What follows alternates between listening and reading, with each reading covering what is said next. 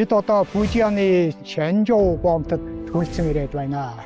Эртний хятадын сүн усын үеийн их найрагчдын нэрийг Ли Бин өөрийн шүлэг найрагтаа төрхрийн шуугах далайн давлгаан дундуур төмөн газрын олон худалдаач нь чухам энэ газрыг зорин ирнэ гэсэн далайн боомтыг дүрслэн өгүүлсэн тэр шүлгийн шат мөр надад сонсогдох мэт та санагдаж байна.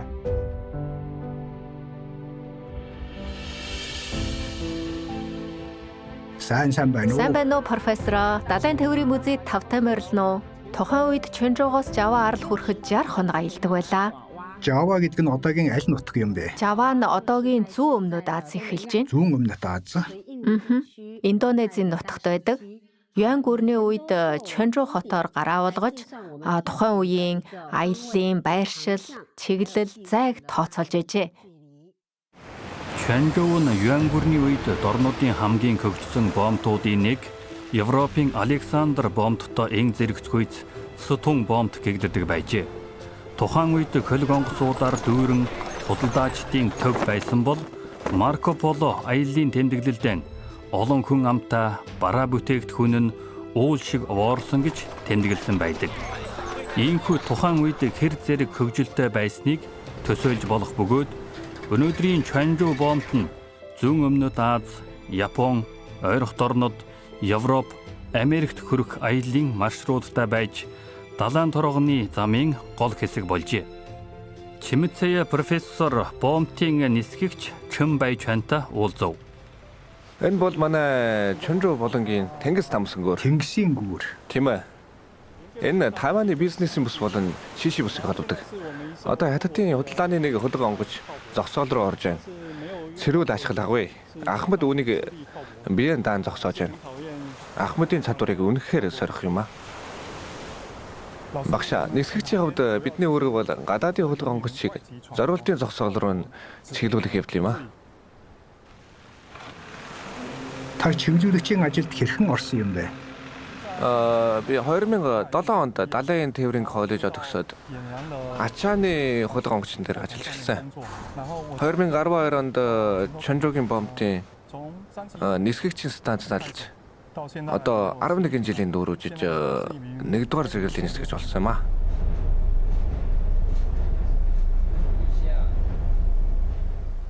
Таны энэ ажил олон салбарт хамтран ажиллах шаардлагатай юм шиг байна. Усан онгоцнууд бомбтод орж гарахгүй л явж маш нарийн төвхтэй. Түүнийг зохицуулах дэмжих баг шаарддаг.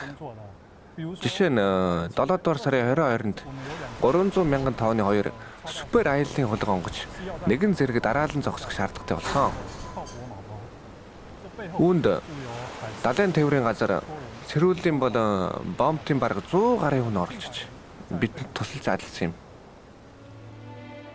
Иймхүү Юан гүрний үеийн Сутун бомбтоос ихтэй өнөөдрийн Чонжоо бомбт дэлхийн ертөнцийг өөр хооронд нь холбон хэлхэж байна.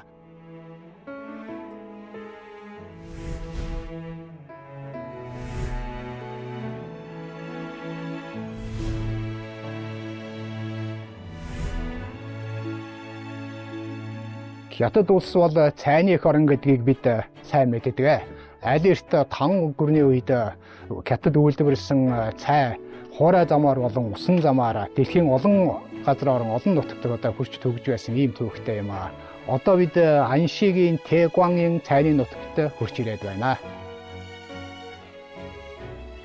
Энэ бидний цаг уурын станцын баталгаажуулалт сайн цай хийхийн тулд цаг агарын мэдээллийг урьдчилан мэдэж байх ёстой. Энэ төхөөрөмж нь хөрсний дулаан, чигийн хэмжээ, хүчилтөрөгчийн байдлыг хяндаг. Сайн цай өндөр уулнаас гардаг гэж ярьдаг. Цай төвхтэй 2 навч, 1 нахиатай төвх нь хамгийн сайн. Англин үнэртэй Тэгуаныг ингэж л хийдэг дээ. Зөв бай. Энэ 2 навч, энэ нь нахиа. Энэ бол хамгийн цэвэр бүтээх. Тийм ээ, хамгийн оргин. Цайг гоё амттай байлгахын тулд бид шин саргаг үед нь төвдөг. Нэг хүн өдөрт хэдий хэмжээний цай төвдөг юм бэ? Чадварлаг ажилчин өдөрт 15 кг шинэхэн авч төвөх боломжтой. Ишийн авсны дараа цай болгон боловсруулахад ердөө 1.5-аас 2 кг хатаасан цай үлддэг. Бид шинэхэн навчийг боловсруулахын тулд энэ олсыг их ашиглана. Навчуудыг бүрэн ингэж хөдөлгөнө. Та нэг дурч үзээч. За тэгье. Зөв байна. Шинэхэн навчуудыг бүрэн хөдөлгөнө.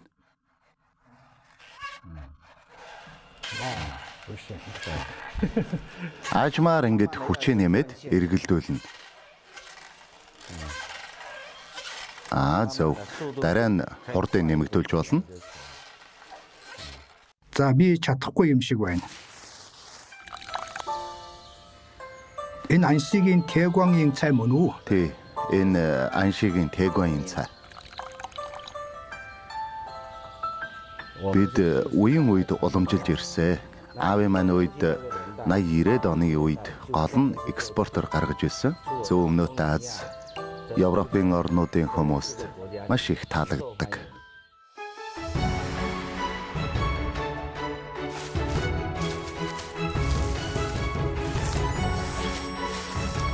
Тан улсын үеийн эртний цайны замаас өнөөгийн далайн торгоны замын хүртэл цай энэ дэлхийн ертөнцийг хэлхэн холбож байна. Аншигийн Тэгуангийн экологийн цай өнөөдөр дэлхийн өнцөг булан бүхэнд хүрч байна.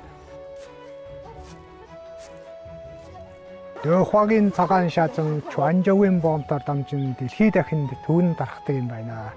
Алдарт аялагч Марко Поло өөрийн тухайн үед өөрийнхөө тэмдэглэлд Дөхвагийн цагаан шаазан бол маш их бас маш үзэсгэлэнтэй сайхан гэж шагшин багт тэмдэглэсэн байдаг юм байна. Өнөөдөр тээнхүү Дөхвагийн цагаан шаазан далайн торгоны замын асар их түүхийг та бидэнд өгүүлсээр л байна. Тухайн үеийн далайн торгоны замаар өдөр тутмын хэрэглгээний зүйлсийг голчлон экспортлдог байжээ. Өдөр тутмын хэрэглээний зүйлс. Эдгээр нь сун Янгурны үеийн Дөхва цагаан шаазан эзэллийн төлөөллүүд. Цагаан шааз нь маш цэвэрхэн дээд зэрэглэлийн харагддаг болохоор ер нь бол хүмүүст маш их таалагддаг. Энэ бол Чингүрний үеийн архины хүч юм. Чингүрний үеийн бүтээл. Холимог өнгийг маш тансаг нарийн хийцтэй хийдгээ. Таараач. Хээ угалзан маш өнгөлөг тод үнэхээр тийм гоёмс харагдж байгаа биз?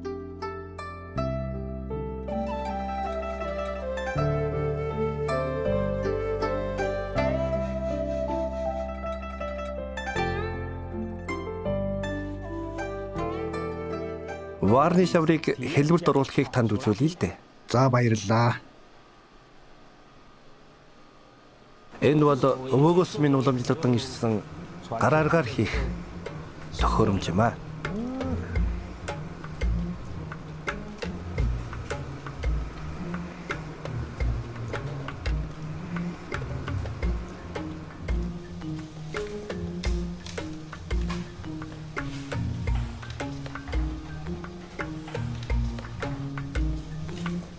Та туршаад үзээрэй.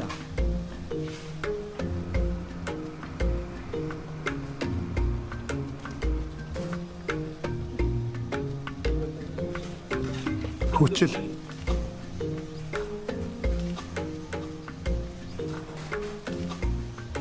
Өргөөрэй.